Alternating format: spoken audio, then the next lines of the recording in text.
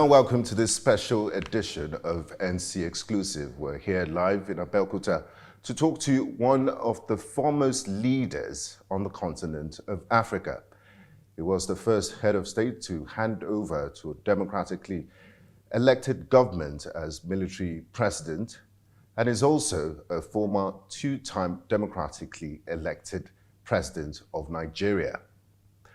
We have the pleasure of having with us today a colossus of democracy and an icon of leadership in Africa, Chief Olusegun Obasanjo, GCFR, and Gbenga Aborowa. And I am Rita, Omodia. Definitely a pleasure having popularly known as Baba Africa and the father of modern Nigeria. Baba, thank you so much for having us. You are really much welcome to Abeokuta and to the OOPL. Thank you very much, Your Excellency. Your Excellency, you've been a two-term democratically elected president of the Federal Republic of Nigeria, and you've headed several election observer missions on the continent. What is your assessment of the state of democracy in Africa? Well, I think we went from good to bad, and then we started going to good again, and maybe we have seen some signs of being bad in recent times. So we went up, plateaued, went down, and maybe we will go up again. At independence, I think the colonial powers gave us what they had. Some fairly voluntarily, some grudgingly, some we had to do a bit of struggling. But eventually, almost all countries in Africa became independent. And even those who fought for their independence went democratic. But democracy is not a one-size-fits-all. And provided we have the essential ingredients, two democracies are not exactly the same.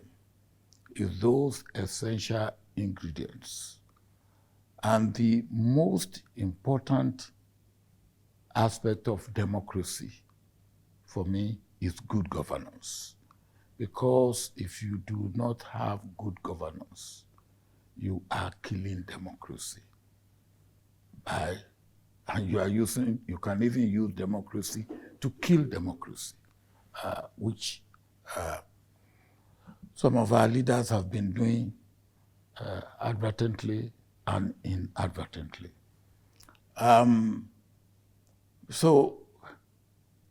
People must also realize, in addition to no size fits all, that history and culture must also be regarded as part of essential ingredients of democracy and democratic practice. You see, one great bane of democracy in Africa, when it started going down, I've mentioned bad governance. The other one, which is also part of bad governance, is what I call mismanagement of diversity. There's no country in Africa that hasn't got diversity as inherent in it. Either diversity of language, diversity of culture, diversity of religion, diversity of ethnicity, and what any good government must first try to do is manage diversity in such a way that everybody feels that he has a stake in this project, what I call the national project, whether it's Nigeria as a project, Ghana as a project, Guinea-Conakry as a project. Everybody must feel that, yes, they belong. I have a stake. This country will serve my interest. I can even live for it, or if necessary, die for it. Now, when you don't have that, then you are killing democracy. So democracy started well at independence because of these three main things: bad governance, mismanagement of diversity, and lack of adequate care for the welfare and well-being of the people generally. Democracy had a bit of problem in Africa.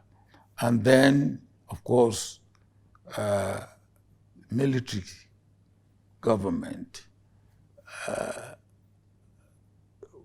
whatever else they provided, there's one thing they could not provide. They could not provide what democracy provides very well. That is dialogue, discussion, debate. And that is necessary in a multinational or diverse society that I explained earlier that we all are. And what must be of concern to ensure democracy is what I call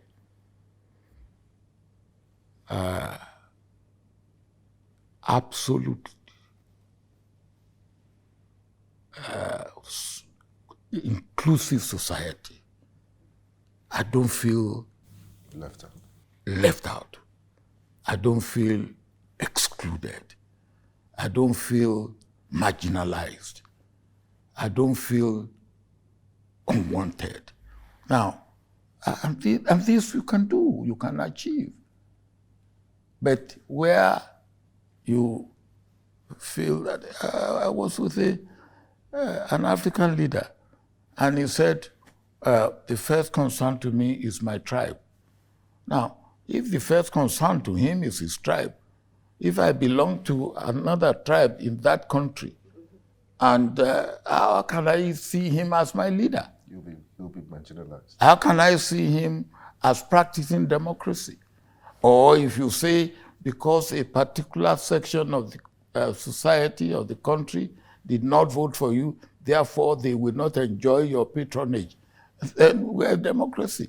As a leader, once you are there as a leader, you should be like God. Reign to the good, the bad, and the not so bad at the same time. Now, Your Excellency, you talk about democracy, and you also talk about the things that affect democracy, which is bad governance, mismanagement of diversity. You, who are very knowledgeable, you've authored over 20 books.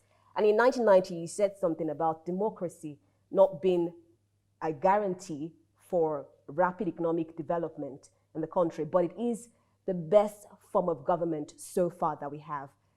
But recently, we've had series of coups in Mali, in Guinea, in Burkina Faso. And there have been a lot of complaints about the African Union not doing enough to ensure that there is accountability of these leaders. What are your thoughts on this? Well, you can pass your blame to anybody you want to blame, But I will blame the leaders. I will not blame the AU or the regional economic communities, ECOWAS and all that. Well, there's something that they can do, whether you are talking of regional economic communities or you are talking of the continental organization. But the leaders themselves, how can you just wake up? You have a constitution that lays down what should be the system of government, the do's and don'ts, and you flatly violate the constitution, and you expect things to go well. They can't. Now, so if that happens, and one of the things that the AU brought on board when OAU transformed itself to AU is some of the things that were regarded as sacrosanct that now are not so regarded. One of them is what they call internal affairs. And one of the things that AU said is that, look, these people in every African country are Africans, and their interest should be of concern to the host country and to the rest of Africa. So the question of, we cannot intervene was set aside. And if you are riding roughshod over your citizen, Africa has right to intervene in the best interest of the people. Now, that was not there before. Another thing that was brought about in the AU Constitution is something like the UN Peace and Security Council, where they meet at the ambassadorial level in, I think there are about 15 countries elected periodically, meet at the ambassadorial level in Addis Ababa, or when the need arises, they even meet at the summit level, presidential or head of government level. This is where I want to pick up from where you stopped, because a lot of observers don't even know that there are things that go on behind the scenes that they don't see. They feel the African Union is an old boys club and protects the interests of its members. And like you rightly said, when leaders do things that are bad, that are anti-democratic, it does have consequences like prolonged term limits. You mentioned the example of President Alpha Conde, and it's also one of the reasons why military takeovers happen, because presidents seem to overstay their welcome. What is your opinion of the African Union today? And so you have an interesting balancing act. They're democratically elected, they overstay in power, and then the military comes in. You are emphasizing overstaying. Some may not even overstay, but they are giving bad government. They are terrible government. They are oppressing their people. They are not looking after the interests of their people. So even if they stay within the time limit and they do not give good governance, then of what use is it? Here we were talking of a dividend of democracy at one time. We don't talk of it again now. But there's reality in that. What is the dividend of democracy that you are giving? You have come in democratically. On the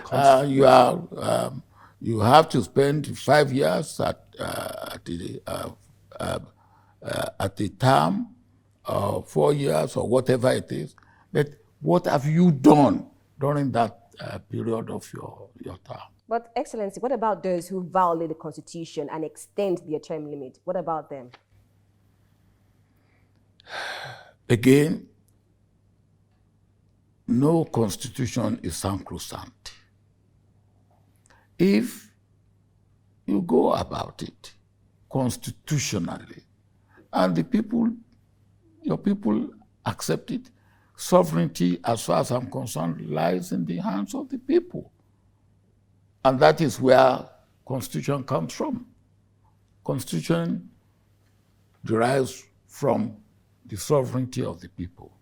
Now, I went to a country where a leader has constitutionally amended its constitution, and he wants to have another term based on the constitution. And I went there, and I went in the street, and I was asking people without, I tried to disguise myself. I went, and 8 out of 10 people said, look, if he is running our affairs of the country, of our country like this, and is doing this, if he wants 4 terms, we will give him. What do you want me to say if I get that type of feeling? Then we get another one where you say, look, what's going on here? Look, let this man go. And he doesn't want to go. Again, what do you say to that? So I think we should look at the situation in each case. Specific. Now, Your Excellency, let's talk about climate change. The world is experiencing some of the world's worst extreme weather patterns, from floodings to heat wave. Africa has been responsible for less than 4% of greenhouse emissions, but by far the most vulnerable to the effects of climate change. Does the world's worst polluters have a moral responsibility to help African nations adapt to this effect? The way I put it is this. We are all in a village. And some people have put a lot of debt in the village. Some haven't put much debt in the village. But the village has now become polluted. All right, what do? Those who have not put any debt or much debt in the village, do they fold their hands and say, well, look, after all, we haven't put much debt in the village. We leave it only to those who have put debt in the village. Or should they say, well, look, let us also put more debt in the village, our own debt, and then we can all clean the village together. I believe the polluters, as part of their own economic development and growth, have polluted the world. We, as you have quoted, done only 4%. All right. We may even have done only 2%. But we are victims. Because, as they say in my part of the world, if the heaven is falling, you cannot say, oh, look, I'm keeping my head. It falls on everybody. It's for everybody's problem. So the climate change is everybody's problem. Now, if it's everybody's problem, it's everybody's responsibility to correct it, to clean it up. Now, the point you make, there are 2 points. One, the polluter must carry heavier burden in cleaning up than those who are victims. The victims, of course, also have responsibility to join hand with the polluter to clean up. But the polluters also have a second responsibility. His second responsibility is to help the victims to be able to also develop without adding much pollution to the already polluted world. So there's clean energy. What can the developed world, who have been the greater polluters, do to help the developing world, who also have to develop to pollute less and be able to develop? Now, this is where the double responsibility of the heavy polluters lie.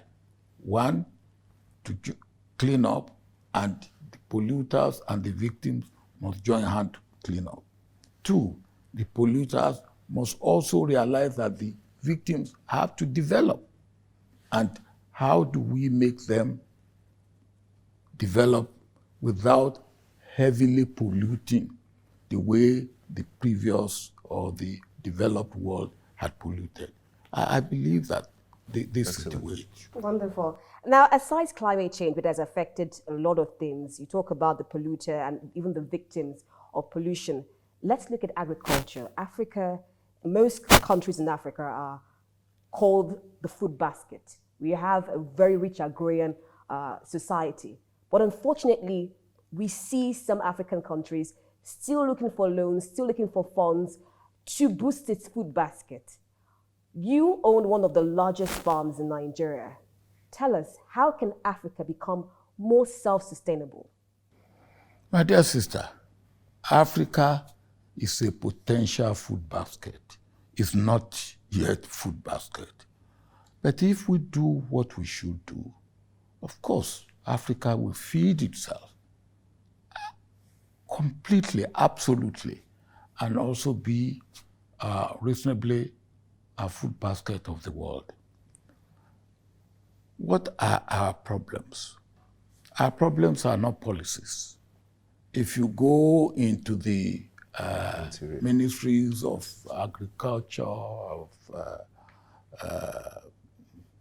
presidential bookshelves and records in any African country, there are more than enough policy proposals, but they are kept there, gathering cobwebs rather than being implemented. So our major problem is implementation of policies or execution of policies. There are 4 things we have to do. One, we have to produce new, or what I call successor generation of farmers. You talk about my being a farmer. Yes. I think you have exaggerated a little bit. But I couldn't have been a farmer the way my father was a farmer. I have to do farming differently from the way my father was a farmer. So my father was a farmer. I am a farmer. But the difference is that the way my father farmed is restrictive, is subsistent, is back-bending, hoe, cutlass and hoe. Now I have gone out of that. This morning when you came, before you asked me to change my dress, I was dressed for the farm. Yes. And I was going to the farm. I didn't take cutlass. I didn't take hoe. I took my notebook and I took what I will use to check what progress they are making on the farm that I'm going and what they are doing in the processing where we are adding value to the product. Now, so we have to have new, what I call successful generation farmers. They are going to be educated. They are going to bring in new ideas. They are going to use science and technology properly and appropriately. Okay. The second is that government policy must be right and it must be consistent. It must continue. You cannot ask that you want to be a self-sufficient in rice production, and then you give encouragement to farmers in 2 years, and another government comes tomorrow and he encourages importation of rice. You can't do that and then say, oh, you are going to get there. And that's happened in Nigeria. And I went to a country in West Africa. I said, what is your staple food? He said, rice. I said, how much rice do you produce? 30%. Now, God has never created a country or any people anywhere in the world without giving them ability or without giving them the condition to produce what they will eat, except they fail to do what is right. So government policy must be right, it must be consistent, there must be continuity, and where there's need for amendment, change, it must be done. 3, we must see it through. It's not the policy of producing, it's not the policy of marketing, it's not the policy of processing. It must be seen through, from equipment for even land preparation up to the food on the table. What I call the value chain. It must be. And it's like a factory. It's continuous. And what did we do in cocoa that I mentioned? We got everybody together. The producer, the researcher, the processor, the marketer, the exporter, and the bank, central bank and commercial bank. So there was synergy. Everybody. And when you do that, now you are going to move things forward because at the highest level, you see, these things hang together. One of the things that we do in government is we work in silos. The Ministry of Finance is there. The Ministry of Trade is there. The Ministry of Agriculture is there. Now, who makes sure that they all come together? That is the responsibility of the president. It has to hold together. That's another thing. The fourth, and I believe we are doing more or less reasonably well in that, is research and innovation. I think there our scientists have done great work. Yeah. But when you get new seed, hybrid seed, it shouldn't remain in the laboratory. It must go to the farmer. Any new thing that you produce, new crop, new seed, that remains in the laboratory only, is of no use. It must get to the farmer.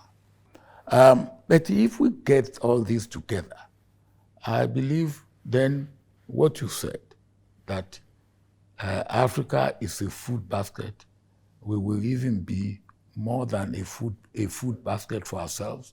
We will be a food basket for Africa, producing sufficiently for ourselves and a food basket for the rest of the world.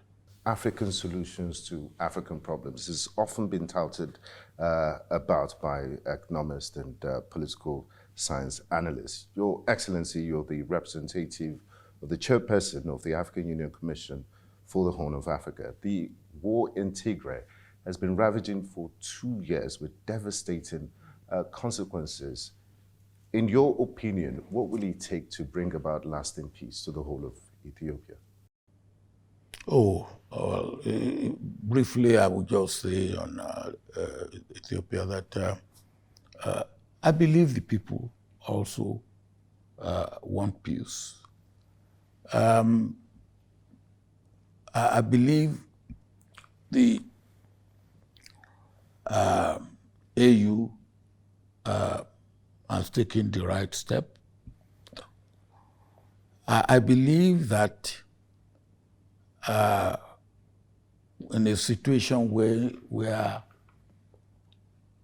trust and confidence have been shattered, you need to start the process of confidence building.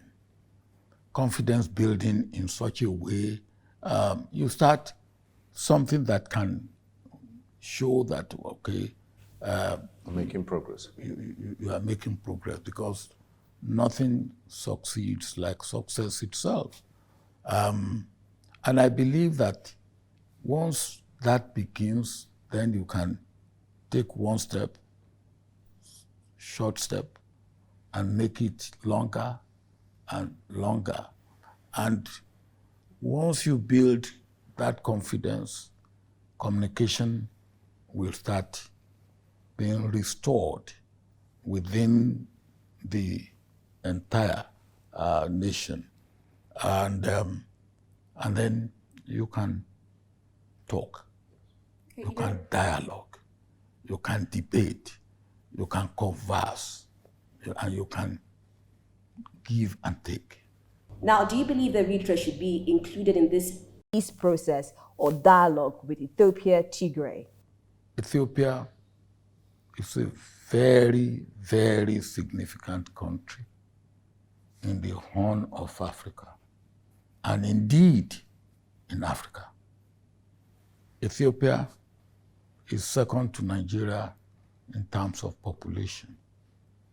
And when you talk of food basket, Ethiopia, if all things are right, Ethiopia can feed the whole of the IGAD region and even more.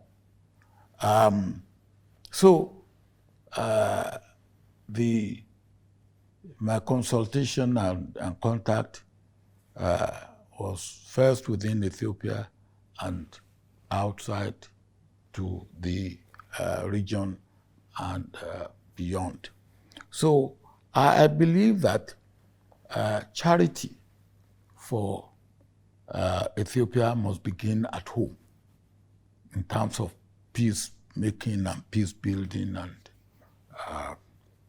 peace process, but it must not stop at home, because whatever happens in Ethiopia, for good or for ill, has implication for the entire region. When we came into the Obasanjo Presidential Library this morning, I did see a few pictures of Your Excellency with Her Majesty Queen Elizabeth II. You lived pre-independence and you've lived through post-independence and her lifetime. How would you like to remember Queen Elizabeth II? For me, the colonial history of Nigeria that is vivid in my memory was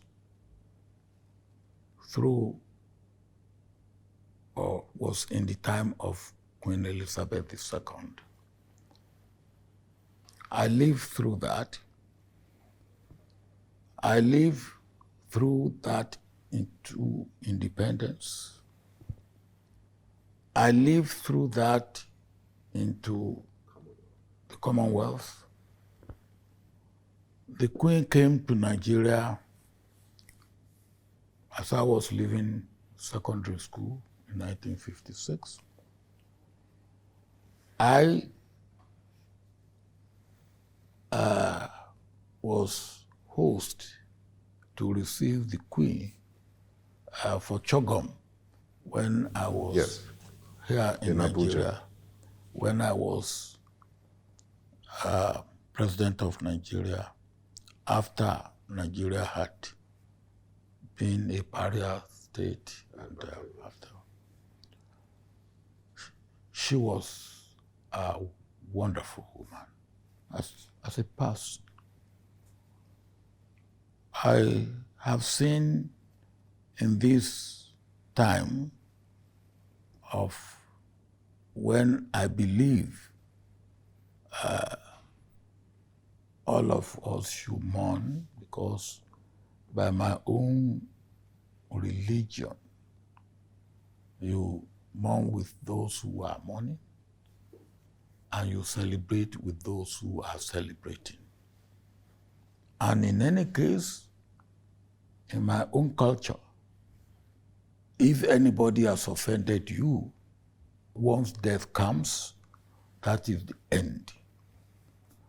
And I will not say that even though she has been a beneficiary, I will not say that all the atrocities of colonialism And the institution she represented. that it should be Started. blamed on the monarchy. So my relationship with the Queen was perfect. She was a great, great woman who has shown great example in human relationship. I mourn with her family and with the people of United Kingdom, and indeed with all the people of the world, because she is the head of the Commonwealth, because she is the head of the Commonwealth. She carried herself so graciously and so dignifyingly that I have tremendous regard for him. May her soul rest in peace. And may King Charles III, as he himself has promised, follow in the footsteps of his mother. Nigeria will be 62 years this year, along with other African countries who also got independence during her reign. For Africa as a continent, how would you rate independency from the colonial masters? Let me take our own country, Nigeria. At independence, the world was full of hope, full of expectation. Nigeria was not even regarded as giant in Africa. She was regarded as giant in the sun. Giant in the sun. As you rightly said, that is how many years ago? 62 years ago. 62 years ago. 62 years ago. 1960. What have we achieved? Are we a giant? If we are a giant, where? Somebody said we are a giant with clay feet. A giant with clay feet cannot be called a giant because the feet will melt. That brings So me, the point yes. really is that, yes, there are things that we cannot just paper over or carpet over in colonialism. But like the British said, when somebody was talking of reparation, and the one British ambassador said to me, well, when you bring your bill for reparation, we will take it to the Romans because They we can also suffered. claim. Yeah, because we suffered under the Romans more atrocities that you can claim to have suffered under the British, the French, the Portuguese. Maybe there's an element of truth in that, maybe. But I believe that whatever atrocities colonialism must have wreaked on us, after 62 years, we should have more to show for it than we have now. On the continent, looking at the issue of education, while you were the head of state, you had budgetary setbacks, and then you focused a lot on education. Looking at it now, education on the African continent, how would you say that the continent has improved? I will not go into education in Africa as a whole. Yeah. Because I haven't looked at the broad picture continentally, but I can say a little bit about my own country and your own country, Nigeria. The basis of any development is education, as far as I'm concerned. Because it's education that gives you ability to develop your innate capacity.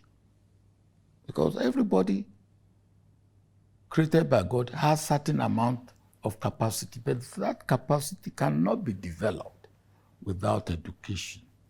And to the extent that today, as we are talking, 20 million Nigerian children that should be in school are out of school, out of 144 million in the world.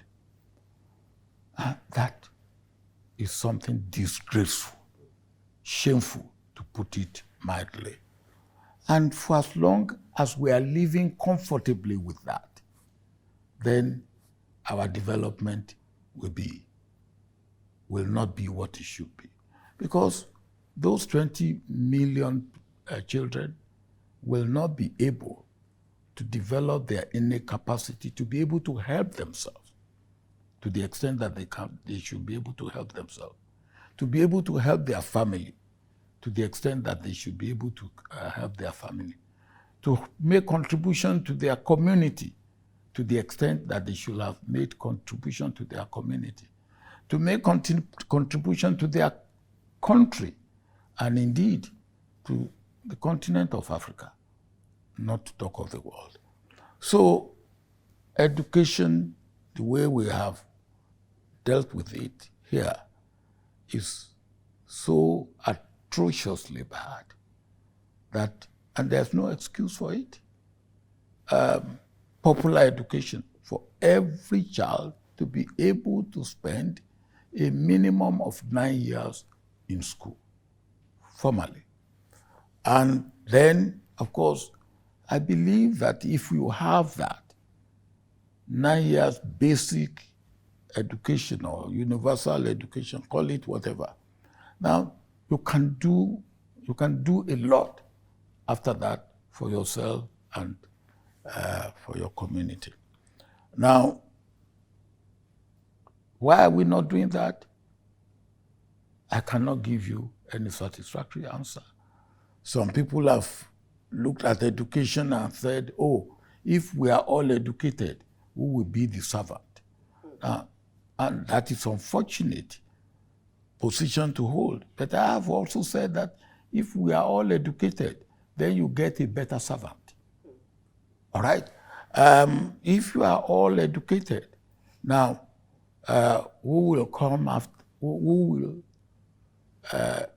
do the drawing of water or the hewer or the hewing of wood.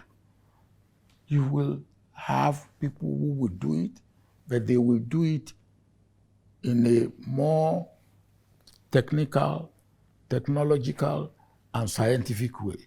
So the idea of keeping people down because you believe that God has ordained some people to be servants and some people to be master, I believe is wrong.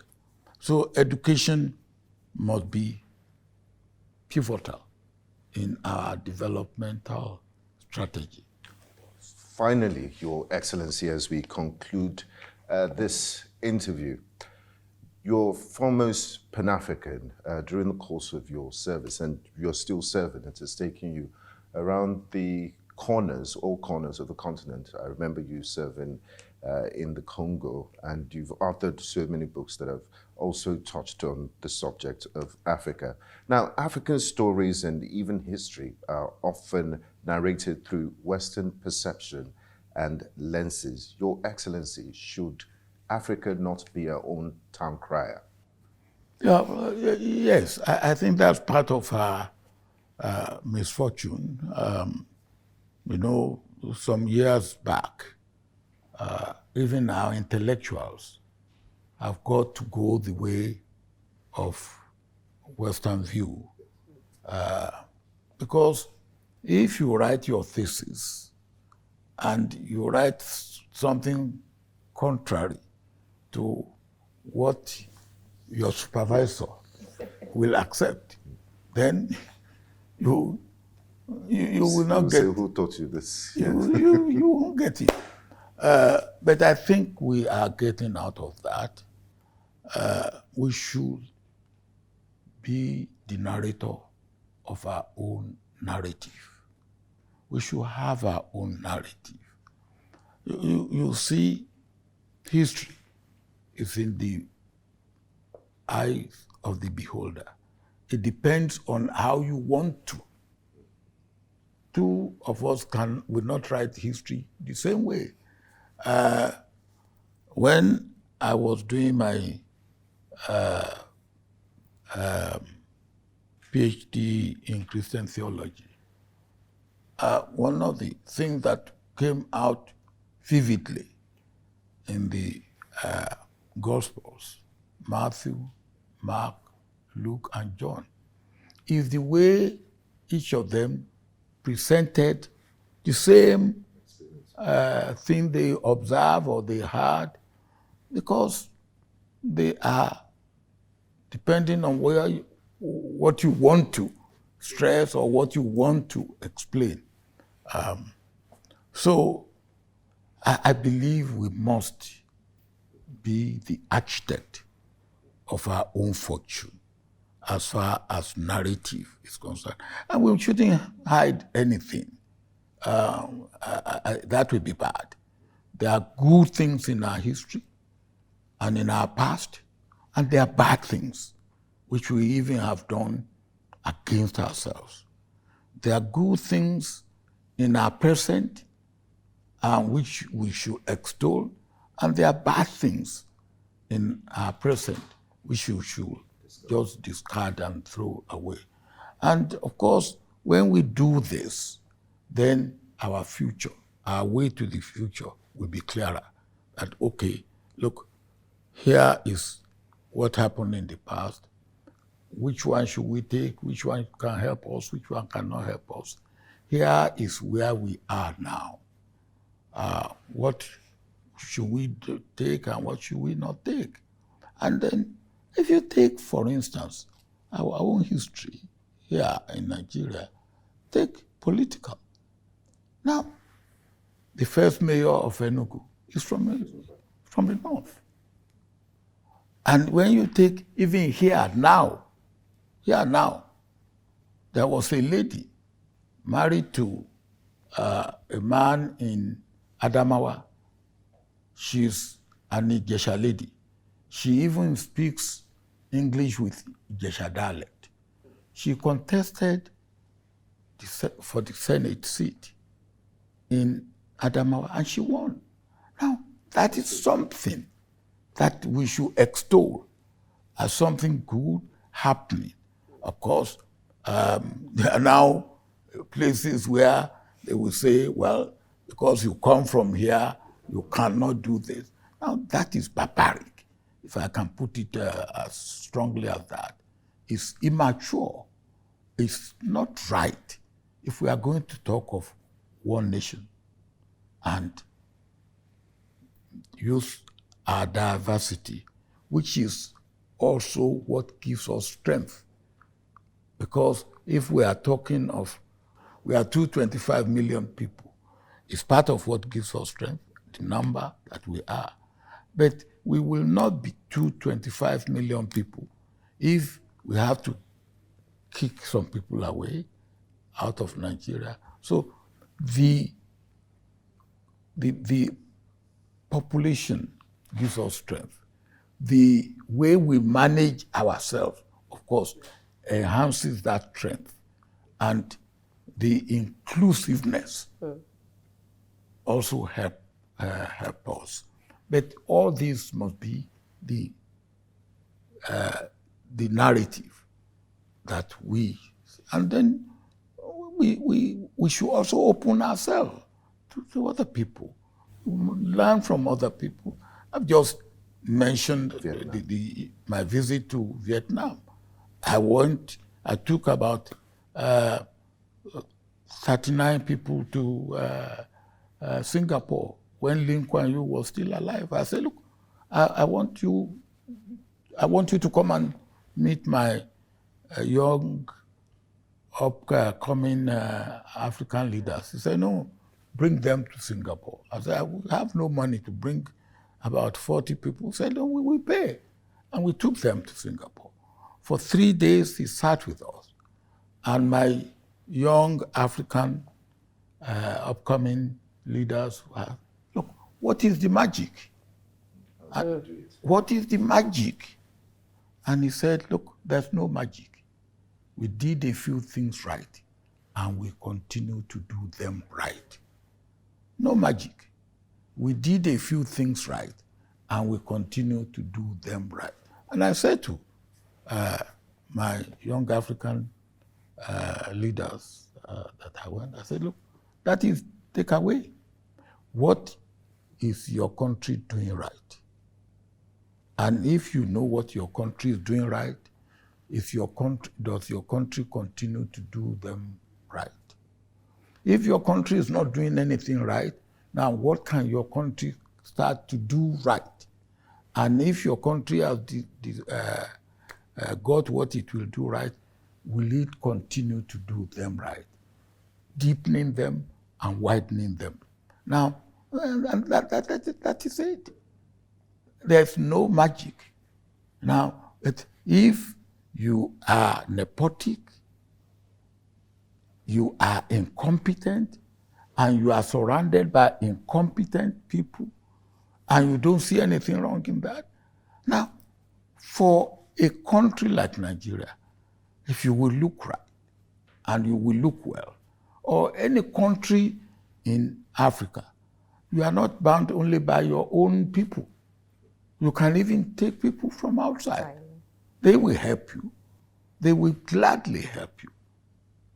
But if you bury your head in the sand and you are doing what is not right, and you continue to do what is not right, you aren't going anywhere, and your narrative will not be right. Thank you very much, Your Excellency. We at New Central are happy to be Africa's tongue crier, and we're happy to change that narrative to a positive one. Thank you very much for your time, Your Excellency. Thank you very much. You are most welcome. I think when next you come, since you talk about the farm, I will take you to one of the farms. I would love that, sir. We'll be happy to. Thank you very much. Thank you, sir. You can even eat roasted yam. Wonderful. I would love that. Thank you, sir. Thank you for being a part of NC Exclusives. We just had a wonderful conversation with Chief Olusegun Aremu Obasanjo, Grand Commander of the Order for the Federal Republic of Nigeria, a man with a PhD in theology, a head of state from 1976 to 1979, later served as president of Nigeria from 1999 to 2007. He told us that Africa can be sustainable. And we at New Central TV will continue to preach the African narrative. Thank you.